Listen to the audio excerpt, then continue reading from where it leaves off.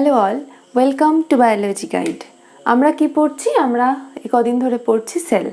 আমরা sell theory পড়লাম, prokaryote eukaryote sell পড়লাম, অ্যানিমাল সেল পড়লাম, অ্যানিমাল প্ল্যান্ট সেলের ডিফারেন্স পড়লাম, আর গতদিন আমরা পড়লাম সেল মেমব্রেন বা প্লাজমা মেমব্রেন। প্লাজমা মেমব্রেন তো প্রোক্যারিওট ইউক্যারিওট দুটোর ক্ষেত্রে অলমোস্ট সমান, কিন্তু আমরা যখন প্রোক্যারিওট আর ইউক্যারিওট পড়েছিলাম তখন দেখেছিলাম কি যে ইউক্যারিওটিক সেলে কিন্তু মেমব্রেন বাউন্ড অর্গানেলি বা পর্দা ঘেরা কোষীয় অঙ্গাণু থাকে, যেটা প্রোক্যারিওট সেলের ক্ষেত্রে কখনোই থাকবে না। তাহলে আমরা আজকে কি পড়বো? আজ থেকে আমরা সেল অর্গানেলি পড়বো, যেটা শুধুমাত্র ইউক্যারিওটিক সেলের ক্ষেত্রে থাকে। আজকে যে সেল অর্গানেলিটা আমরা পড়বো সেটা হচ্ছে নিউক্লিয়াস। ঠিক আছে, তাহলে ধরে নিচ্ছি এটা একটা ইউক্যারিওটিক সেল। ইউক্যারিওটিক সেলের মধ্যে এরকম একটা গঠন আছে।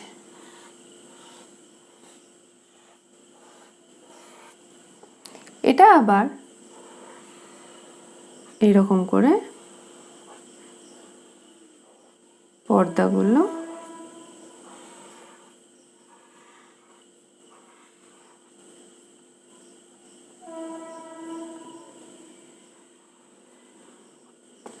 কেমন?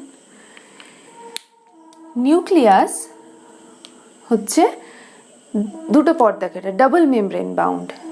এই যে বাইরের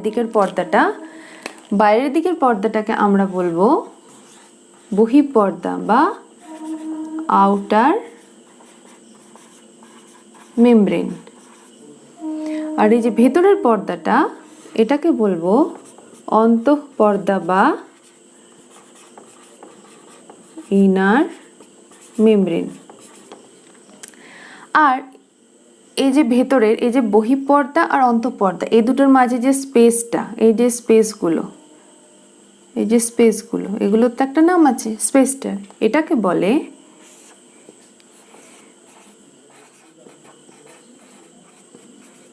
পেরিনিউক্লিয়ার স্পেস। ঠিক আছে, এবার দেখো এই যে পর্দাটা আঁকলাম নিউক্লিয় পর্দা, তাহলে নিউক্লিয়াসের পর্দাটার কি নাম? নিউক্লিয়াসের পর্দাটার নাম হচ্ছে নিউক্লিয় পর্দা বা নিউক্লিয়ার মেমব্রেন। এটা হচ্ছে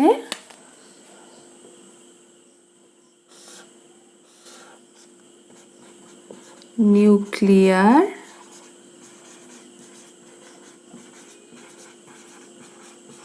মেমব্রেন বা নিউক্লিয় পর্দা। এবার এই যে নিউক্লিয় পর্দা, এই তো গ্যাপ আছে মাঝে মাঝে, কারণ এই পর্দাগুলো বহিঃপর্দার অন্তঃপর্দা যেটা পর্দা দুটো মাঝে মাঝে ফিউজ হয়ে এরকম গ্যাপ তৈরি করেছে, এই ছিদ্র তৈরি করেছে। বেসিক্যালি নিউক্লিয়াস একটা ছিদ্রযুক্ত কোষীয় অঙ্গাণু বা সেল অর্গানেলি। কেন না, এই ছিদ্রগুলোর যে রয়েছে এর তো একটা কার্যকারিতা রয়েছে, এমনি এমনি তো নেই। এর মধ্যে দিয়ে কি হয় না, এই যে কোষের সাইটোপ্লাজম, এটা তো সাইটোপ্লাজম, আর নিউক্লিয়াসের মধ্যের যে ফ্লুইড থাকে, অর্থাৎ এর নিউক্লিয়াসের মধ্যের যে সেমি সলিড ম্যাট্রিক্স বা অর্ধতরল ধাত্র থাকে সেটাকে বলে নিউক্লিওপ্লাজম। সেটাকে কি বলে? সেটাকে বলে নিউক্লিওপ্লাজম। এর মধ্যে দিয়ে এই নিউক্লিওপ্লাজম আর কোষের সাইটোপ্লাজম এই দুটোর মধ্যে এটা হলো সাইটোপ্লাজম, এই দুটোর মধ্যে যোগাযোগ থাকে। যোগাযোগ থাকে কি কারণে না, প্রোক্যারিওটের ক্ষেত্রে আমরা যেমন দেখেছিলাম যে তাদের ওপেন থাকে, ডিএনএ ম্যাটেরিয়ালটা ওপেন থাকে, কোনো কিছুর মধ্যে সুরক্ষিত থাকে না, নেকেড থাকে। কিন্তু ইউক্যারিওটিক সেলের ক্ষেত্রে কি ডিএনএ ম্যাটেরিয়াল, জেনেটিক ম্যাটেরিয়াল বা ডিএনএ যেটা, সেটা কিন্তু এই নিউক্লিয়াস এর মধ্যে সুরক্ষিত থাকে, অর্থাৎ নিউক্লিয়াস একটা সুরক্ষা কবচ জেনেটিক মেটেরিয়ালের জন্য ইউক্যারিওটসের ক্ষেত্রে। ঠিক আছে, তাহলে এই যে দুটোর মধ্যে যোগাযোগ স্থাপন, এর যে এর মধ্যে ডিএনএ আছে, আমরা কি জানি ডিএনএ থেকে আরএনএ হয়, আরএনএ থেকে প্রোটিন হয়। এই ডিএনএ থেকে যে আরএনএ তৈরি হবে, এই আরএনএগুলো এই রন্ধ্রের মাধ্যমে, অর্থাৎ এই যে ছিদ্র, এই ছিদ্রগুলোকে কি বলে? এই ছিদ্রগুলোকে বলে নিউক্লিয়ার পোর, অর্থাৎ নিউক্লিয় ছিদ্র বা নিউক্লিয় রন্ধ্র।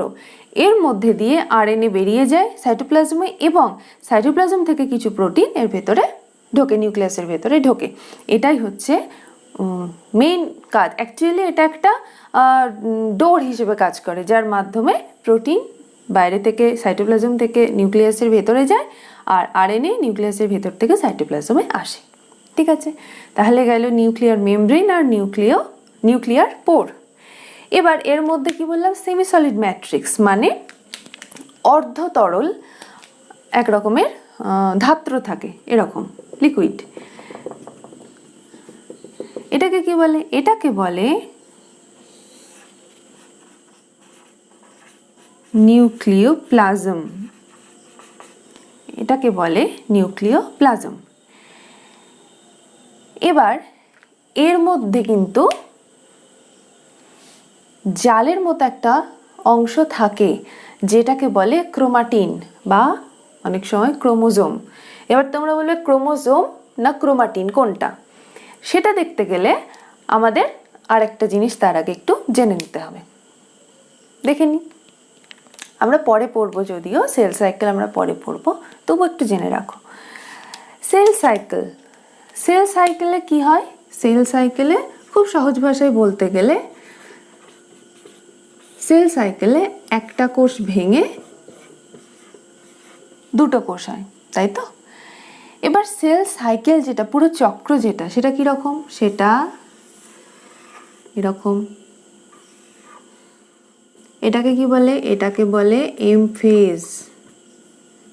এম ফেজ, ঠিক আছে? আর এই যে পুরোটা বাকি যে অংশটা এইটুকু ছাড়া সেটা হচ্ছে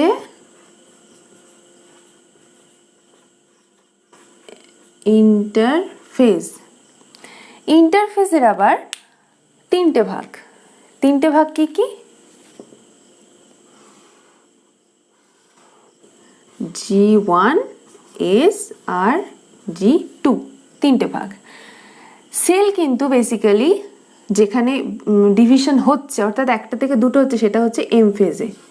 সেটা হচ্ছে এম ফেজে, একটা থেকে দুটো সেল। আর এই যে ইন্টারফেজ, এটা হলো সেল ডিভিশনের আগে যে প্রিপারেশন। সেল যে ডিভিশন হবে, সেল যে দুটো হবে, একটা থেকে দুটো হবে, সেটার যে প্রস্তুতি পর্ব, সেটা হচ্ছে এই ইন্টারফেসটা, যেটার তিনটে দশা আবার G1, S আর G2। এই পর্যন্ত ক্লিয়ার? তো সেল যখন ডিভিশন হচ্ছে, জেনেটিক মেটেরিয়ালও ডিভাইড হবে। এবার ডিএনএ কিরকম দেখতে? ডিএনএ দেখতে এরকম এরকম। এবার এই যে ডিএনএ, এই ডিএনএ তন্তুগুলো কিরকম ভাবে থাকে? ডিএনএ তন্তুগুলো এখানে কিছু এরকম দানা থাকে, যেখানে এই ডিএনএ তন্তুগুলো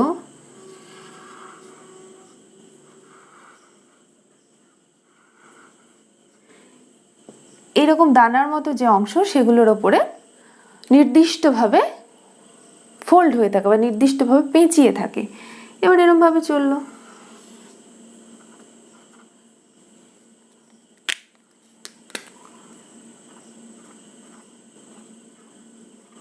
কেমন? এই যে দানার মতো অংশ, এইগুলো হচ্ছে হিস্টোন প্রোটিন।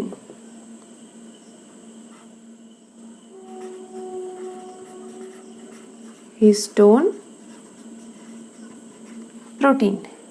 এবার ডিএনএ তো হচ্ছে 2.2 মিটার। মানুষের ক্ষেত্রে প্রত্যেকটা সেলের 2.2 মিটার ডিএনএ। ওইটুকু একটা নিউক্লিয়াসের মধ্যে থাকতে গেলে তাকে অনেক ফোল্ড হতে হবে। এবার এটা যখন খোলাখুলি থাকছে, খুলে থাকছে, দানার মতো থাকছে, অর্থাৎ এই তন্তুগুলো ছড়ানো থাকছে, তখন সেটাকে বলছে ক্রোমাটিন। তখন সেটাকে বলছে ক্রোমাটিন। কিন্তু যখনই এই ছড়ানো ক্রোমাটিনটা এই রকম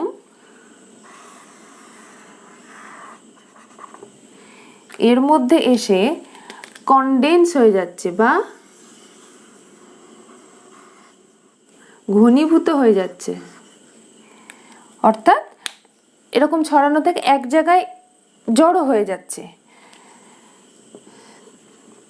এই যে জড়ো হয়ে ঘনীভূত হয়ে যাচ্ছে বা কুণ্ডলীকৃত এক জায়গায় অনেকটা, সেটাকে বলছে ক্রোমোজোম।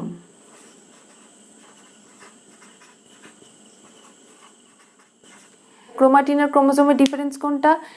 ক্রোমাটিন যখন ডিএনএ তন্তুটা ছড়ানো থাকছে তখন সেটা হচ্ছে ক্রোমাটিন, কিন্তু সেটা যখন কনডেন্স হয়ে যাচ্ছে, যেমন ধরো জল, জল যখন এমনিতে লিকুইড, কিন্তু জল যখন কনডেন্স হয়ে যায় তখন কি হয়? বরফ হয়ে যায়, জমাট বেঁধে যায়। সে একইভাবে ডিএনএ তন্তুটা যখন ছড়ানো থাকছে তখন সেটাকে বলছে ক্রোমাটিন, আর সেটা যখন কনডেন্স বা ঘনীভূত হয়ে যাচ্ছে তখন সেটা হয়ে যাচ্ছে ক্রোমোজোম। আর এই প্রোটিনগুলো হলো হিস্টোন প্রোটিন। তো এখানে হিস্টোন ছাড়াও আরও কিছু প্রোটিন থাকে, তাহলে এর ভেতরে ক্রোমোজোম বা ক্রোমাটিন থাকে। এবার ক্রোমোজোম বা ক্রোমাটিন কি দেখলাম? যে আমরা সেল ডিভিশনের, সেল সাইকেলের এম ফেজে সেল ডিভাইড হচ্ছে। এবার কোষটা বা ক্রোমাটিন যেটা, সেটা অ্যাকচুয়ালি ক্রোমাটিন যেটা সেটা ইন্টারফেজ দশায় দেখা যাচ্ছে, আর কনডেন্স যখন হয়ে যাচ্ছে সেটা হচ্ছে মেটাফেজ। তখনই আমরা ক্রোমোজোমকে খুব স্পষ্টভাবে দেখতে পাই। তাই সব থেকে ভালো স্টাডি করা যায় এম ফেজে যখন ক্রোমোজোম থাকে। তাহলে ক্রোমোজোম, এবার ডিএনএ এরকম, ডিএনএ যখন ছড়ানো থাকছে তন্তুটা তখন তা বলছে ক্রোমাটিন, আর যখন ঘনীভূত হয়ে যাচ্ছে তখন সেটাকে বলছে ক্রোমোজোম। এই যে ডিএনএ তন্তুগুলো এরকম মতির মতো যে দানার সঙ্গে পেঁচিয়ে অবস্থান করে নির্দিষ্টভাবে, সেগুলো হচ্ছে, সেই দানার মতো অংশগুলো হচ্ছে হিস্টোন প্রোটিন। আবার হিস্টোন ছাড়াও কিছু প্রোটিন থাকে, সেগুলোকে বলছে নন হিস্টোন মেটেরিয়াল। ঠিক আছে, তাহলে ক্রোমোজোম আর ক্রোমাটিনের কনসেপ্ট ক্লিয়ার। তাহলে নিউক্লিয়াসে ক্রোমোজোম থাকবে না ক্রোমাটিন থাকবে, সেটা নির্ভর করছে কোষকে আমরা কোন স্টেজে দেখছি। আমরা যদি ইন্টারফেস দশায় দেখি তাহলে ক্রোমাটিন দেখতে পাবো। ক্রোমাটিন দেখলে কিরকম হবে?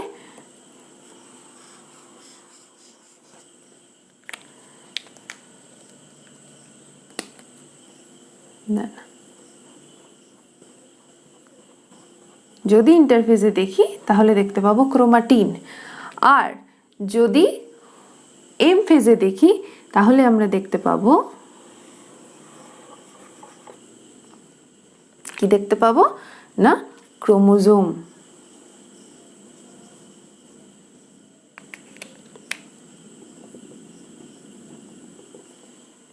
এই পর্যন্ত ঠিক আছে?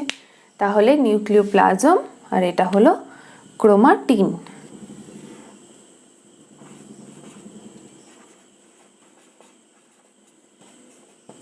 হচ্ছে ক্রোমাটিন। এই ডিএনএ থেকে আরএনএ হবে। আমরা জানি ডিএনএ থেকে আরএনএ হয়, আরএনএ থেকে প্রোটিন হয়। ডিএনএ থেকে আরএনএ তৈরি হবে, এই আরএনএ তৈরি হয়ে ফোল্ড হলো। এবার এই আরএনএটার একটা স্পেশাল নাম আছে। এই আরএনএটার স্পেশাল নাম কি? এটা হচ্ছে আরএনএ। এবার বাইরে কিছু প্রোটিন আছে, সেই প্রোটিনগুলো নিউক্লিয়ার ছিদ্রের মধ্যে দিয়ে গিয়ে আরএনএর ওপরে বসলো। তখন সেটা কি তৈরি হলো? তখন সেটা হয়ে যাচ্ছে রাইবোজোম। আরএনএর ওপরে যখন প্রোটিন অ্যাটাচ হচ্ছে তখন সেটা হয়ে যাচ্ছে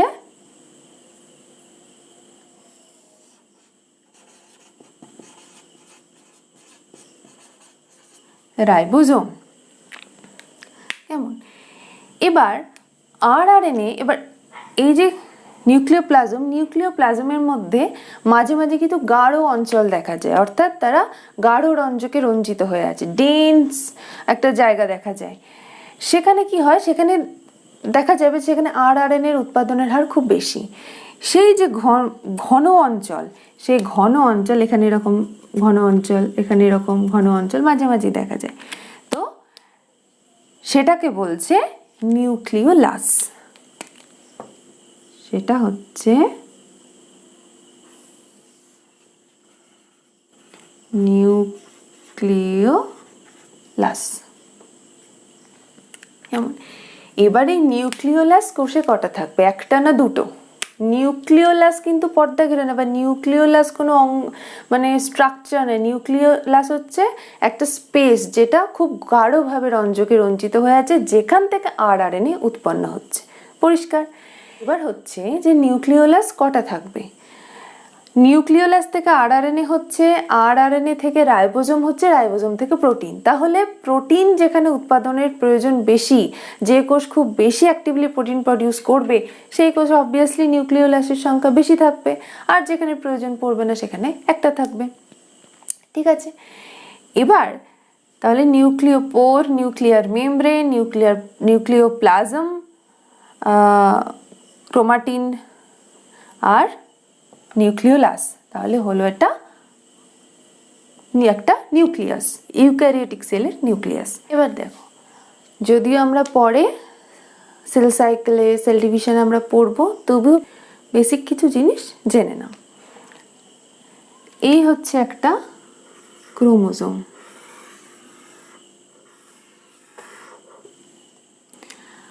ক্রোমোজোম কিন্তু বেশিরভাগ ক্ষেত্রে ছবি কি থাকে তোমরা দেখবে,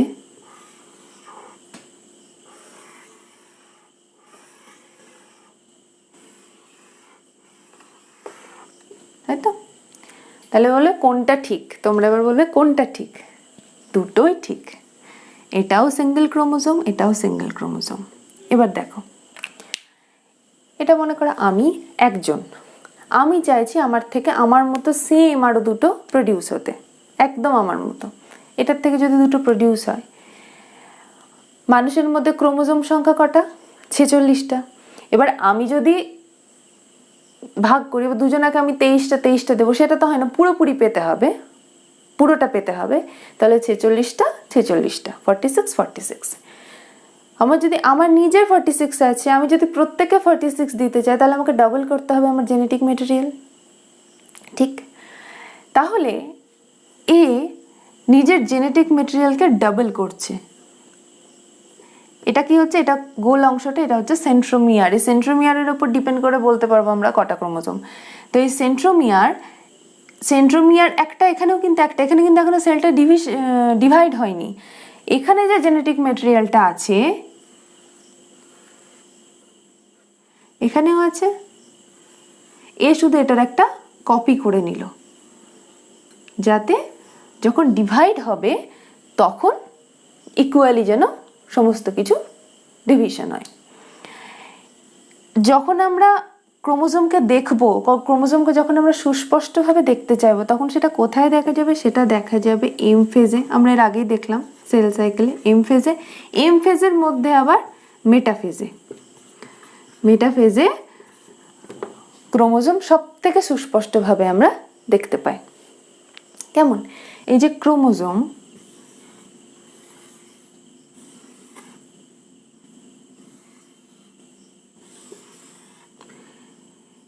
এটাকে বলছে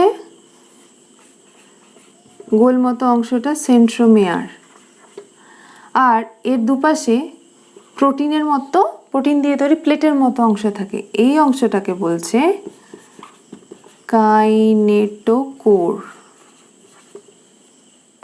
ক্লিয়ার?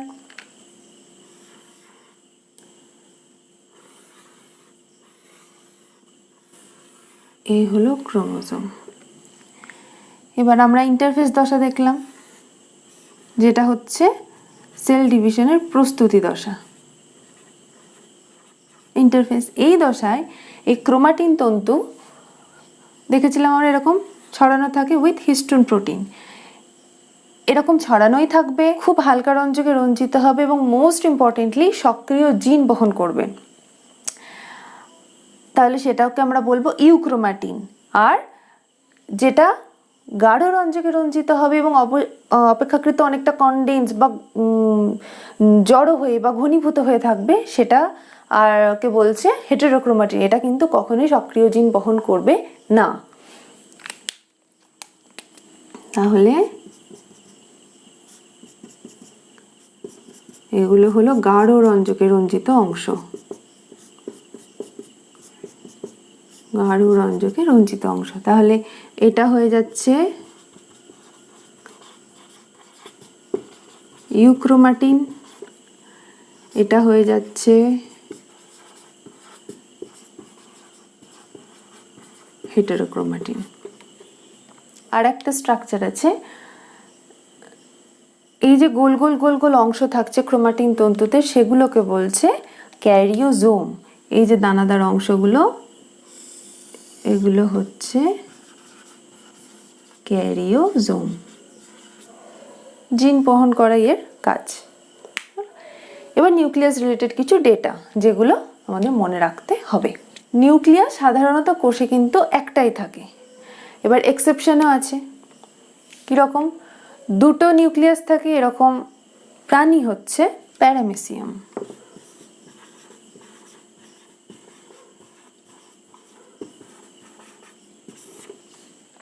আর কি? আর কাদের থাকে না, মেরুদণ্ডী প্রাণী যারা তাদের যকৃৎ অর্থাৎ লিভারে থাকে, আর তরুণাস্থি কোষে থাকে। আচ্ছা, এবার অনেকগুলো নিউক্লিয়াস কাদের থাকে? যেমন একটা অ্যালগি আছে এক ধরনের, যার নাম হলো ভাউকেরিয়া। এটা একটা অ্যালগি।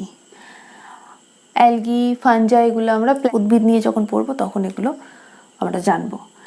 আর যেমন এক ধরনের ফাঞ্জা আছে রাইজোপাস, তাদেরও অনেকগুলো থাকে। রাইজোপাস এটা একটা ফাঞ্জা, এটা একটা অ্যালগি। আর কাদের থাকে? আর থাকে অস্থি কোষে। বহু নিউক্লিয়াস যুক্ত উদ্ভিদ কোষকে কি বলে? সিনোসাইট।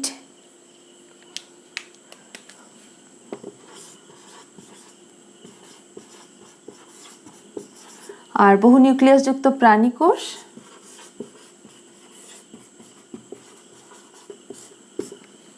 এবার আসছে নিউক্লিয়াস বিহীন সেল কোনটা?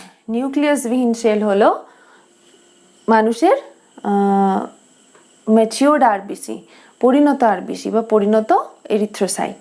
তার কিন্তু নিউক্লিয়াস থাকে না। কেন নিউক্লিয়াস থাকে না? কারণ এই যে আরবিসি, এর কাজ কি? এর মাধ্যমে তো অক্সিজেন পরিবহন হয়। এবার অক্সিজেন যে নিয়ে যাবে তার জন্য একটা পিগমেন্ট লাগে, কি? হিমোগ্লোবিন। এই হিমোগ্লোবিনকে তো স্পেস দিতে হবে, তো স্পেস দেওয়ার জন্য সে নিউক্লিয়াসটাকে বাদ দিয়ে দেয়, নিউক্লিয়াস রাখে না, যাতে হিমোগ্লোবিনটা স্পেস পায়। সে পরিণত যে আরবিসি মানুষের, তার কিন্তু কোনো নিউক্লিয়াস থাকে না। আর একটা কি আর কার থাকে না? না উদ্ভিদের ক্ষেত্রে যেমন শিবনল বা শিব টিউব, তার কিন্তু কোনো নিউক্লিয়াস থাকে না, এটা নিউক্লিয়াস বিহীন। এরপর যেটা আসছে সেটা হচ্ছে নিউক্লিয়াস আবার কয়েক ধরনের হয়। এক নম্বর হলো ইউক্যারিয়ন। ইউক্যারিয়ন, ইউক্যারিয়ন কোনটা? যখন একটা কোষে একটা প্রজাতিরই নিউক্লিয়াস থাকছে, সেটা হলো ইউক্যারিয়ন। নেক্সট আসছে হেটেরোক্যারিয়ন। হেটেরোক্যারিয়ন কোনটা? না যখন একটা কোষে দু ধরনের অর্থাৎ দুটো প্রজাতির নিউক্লিয়াস একসাথে থাকছে, সেটা হচ্ছে হেটেরোক্যারিয়ন। আর 3 নম্বরটা হচ্ছে সিনক্যারিয়ন। দুটো প্রজাতির দুটো নিউক্লিয়াস ফিউজ হয়ে, মিলিত হয়ে একটা নিউক্লিয়াস তৈরি করছে এবং একই কোষে থাকছে, সেটা হচ্ছে synkaryon. Eukaryon, heterokaryon, synkaryon on the basis of nature. Clear? বেশ। এবার 1 নম্বর হচ্ছে প্রোনিউক্লিয়াস। প্রোনিউক্লিয়াস কোনটা? না শুক্রাণু বা ডিম্বাণুতে যে হ্যাপ্লয়েড বা এন সংখ্যক নিউক্লিয়াস থাকছে, যেটা থাকছে নিষেকের আগে বা ফার্টিলাইজেশনের আগে, সেটা হচ্ছে প্রোনিউক্লিয়াস। নেক্সট আসছে অ্যাম্ফিনিউক্লিয়াস।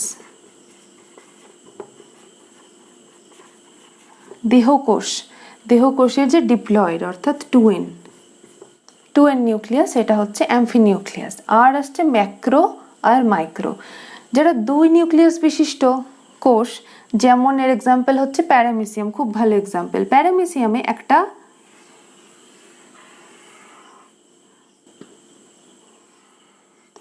একটা ছোট নিউক্লিয়াস থাকে, একটা বড় নিউক্লিয়াস থাকে। এটা হচ্ছে ম্যাক্রো আর এটা হচ্ছে মাইক্রো। আর একটা জিনিস যেটা বলা হয়নি, সেটা হচ্ছে এই যে নিউক্লিয়ার মেমব্রেনের পরে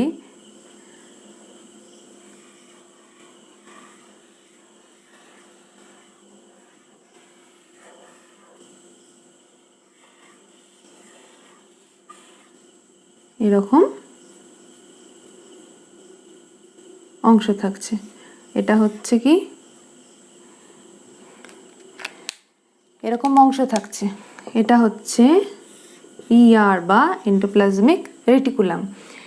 এবার এই নিউক্লিয়ার মেমব্রেন থেকে তো এন্ডোপ্লাজমিক রেটিকুলামের উৎপত্তি, সুতরাং দুজনেরই মেমব্রেন গঠনগতভাবে একই উপাদান। তো এর গায়েও রাইবোজোম দানা থাকছে, এন্ডোপ্লাজমিক রেটিকুলামের কিছুর ওপর, সবার ওপর নয়, দানা থাকছে। তো এই দানাগুলো কি? এই দানাগুলো হচ্ছে রাইবোজোম, দানাগুলো হচ্ছে রাইবোজোম। আর এই রাইবোজোম যুক্ত যে এন্ডোপ্লাজমিক রেটিকুলাম সেটা হচ্ছে RER, অর্থাৎ রাফ এন্ডোপ্লাজমিক রেটিকুলাম। এর সারফেসে এরকম রাইবোজোম দানা আছে বলে সারফেসটা রাফ, সেজন্য এই এন্ডোপ্লাজমিক রেটিকুলামটা হলো রাফ এন্ডোপ্লাজমিক রেটিকুলাম। এর কাজ কি? অবশ্যই যখন রাইবোজোম আছে তার মানে এর কাজ হলো প্রোটিন উৎপন্ন করা। আর এই যে এর গায়ে রাইবোজোম দানা নেই, এটা হচ্ছে ACR, অর্থাৎ স্মুথ এন্ডোপ্লাজমিক রেটিকুলাম। এর গায়ে রাইবোজোম দানা নেই, তাই সারফেসটা স্মুথ। স্মুথ মানে কি আমরা জানি, স্মুথ বললে কিরকম হয়, লিপিড, অয়েল এই ধরনের। তো এর কাজ হচ্ছে লিপিড প্রোডাকশন, এর কাজ হলো লিপিড ফর্মেশন। কেমন? আমরা নিউক্লিয়াসের স্ট্রাকচার দেখলাম, নিউক্লিয়াসের যে বিভিন্ন গঠনগত অংশ, বিভিন্ন অংশের কাজ জানলাম। এই ছবিটা দেখো, নিজেরা প্র্যাকটিস করো, আর খুব ঠান্ডা মাথায় ডেটাগুলো বোঝার চেষ্টা করো, মনে রাখার চেষ্টা করো, ঠিক মনে থাকবে। খুব বেশি প্র্যাকটিসের প্রয়োজন আছে। এই যদি কয়েকবার প্র্যাকটিস করো, ছবিটা, ডেটাগুলো রিপিট করো, অটোমেটিক ঠিক মাথায় থেকে যাবে, কোনো অসুবিধা হওয়ার কথা নয়। তবুও তোমাদের যদি কোনো অসুবিধা থাকে আমাকে কমেন্ট সেকশনে জানিও। তো নেক্সট দিন আমরা আরেকটা সেল অর্গানেলি নিয়ে আলোচনা করব। কেমন? আজ তাহলে এই পর্যন্তই। তো যদি ভিডিওটা ভালো লেগে থাকে তাহলে লাইক করো, চ্যানেলটা সাবস্ক্রাইব করে সাথে থেকো। নেক্সট দিন দেখা হচ্ছে নতুন টপিক নিয়ে। ওকে, থ্যাংক ইউ সো মাচ।